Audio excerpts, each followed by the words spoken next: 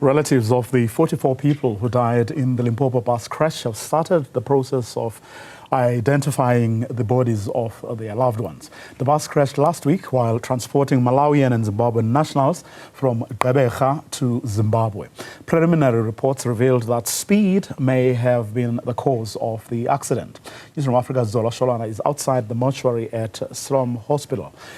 Zola, a very good afternoon to you. See, the death toll has now gone up.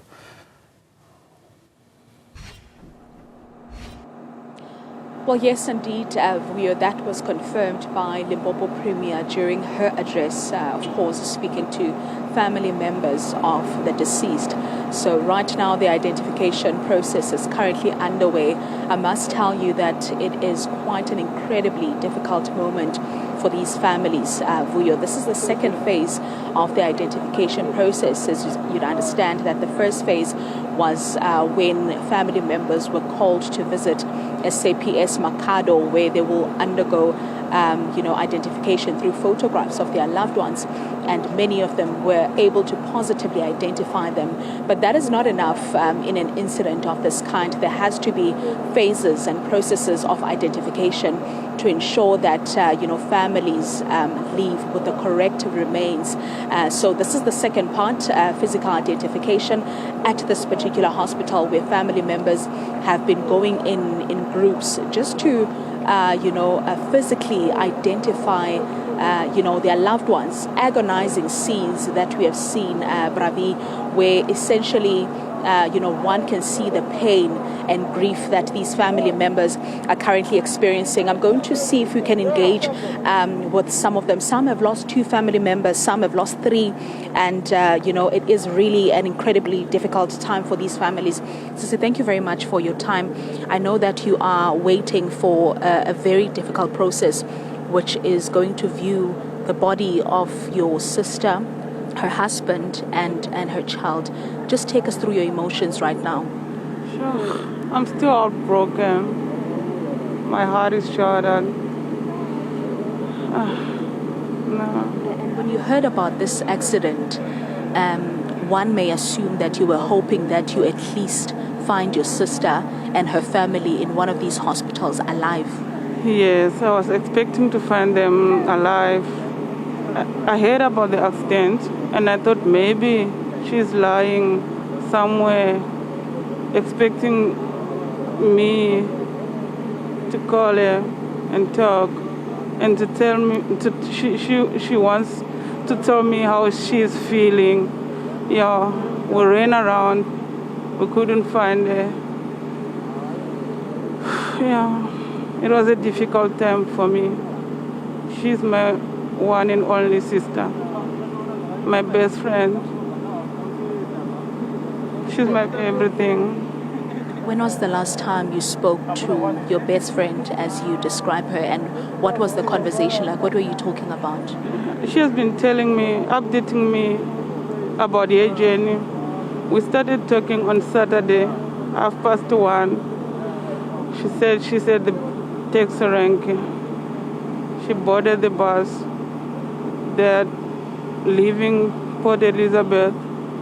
She's now in Joburg, Limpopo, Neo Plaza, Polokwane.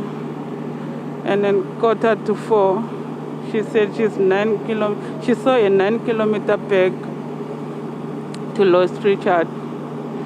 Yeah, that was our last conversation. And I said, okay, it's fine. You have traveled. Travel safe, my young sister. Yeah, it took 2. And that was our last conversation. After that, I saw a video. I was expecting a next update, from Lost Richard. I thought maybe she was going to tell me that she has arrived in Messina. After, I think, maybe 30 minutes, that's when I saw, someone sent me a video of a bus. Said there's a bus accident in Lost Richard. Yeah, and I said no. I tried to call her. There was no response. Her phone was not going through. Yeah, and I sent them a WhatsApp message. It wasn't going through. And I tried to call her direct. the call wasn't going through. Thank you very much, Ma, for your time. Well, one can imagine what these families are going through. When a loved one is traveling, you constantly check up on them due to, such incidents. And this sister right beside me is explaining, the last time she actually heard from her sister that the sister was constantly updating her about, her traveling arrangements and her journey rather. And, then she couldn't hear from the sister, and before she knew it, she started seeing videos on social media of the bus crash. And like any other family member that you see right behind me, she was hoping that she will find her loved ones, perhaps admitted at one of the hospitals, so that she can ask them, how are they feeling, only to find out that this is their reality, and this is where the journey ends for her loved ones. There's a queue right behind me. All these people are waiting for their turn. It's not going to be an easy one for you. Some of them many of them in fact, have already confirmed that their loved ones are gone. Hence, they are part of the second phase of identification. Tears and despair are basically, what we are seeing at this particular moment. This tragic accident has claimed 44 lives, including children.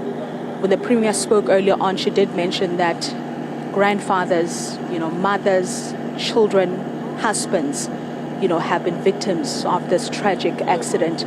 So one can imagine how lives will be looking like for these people that you're seeing after they finalize this chapter of their lives. It doesn't end here, Vuyo. There is going to be a repatriation process, but that will be followed by a DNA process that we understand that child victims will have to undergo, as it is not easy, to link their fingerprints to their identity. So it's going to be quite a lengthy process. But all these families cannot wait to finally close this chapter and, move on with their lives, as it's been almost 2 weeks of pain, and unanswered questions, and them wondering, what happened and what could have been done to prevent what has happened. But authorities at this moment are investigating the cause of the accident, and they will then inform us as to what are their findings. As you are able to see the visuals that my colleague is showing you, that is another family that has just faced their reality, and that is of course a loss of a loved one. Vuyo, back to you in studio. Zola Sholwana with that update.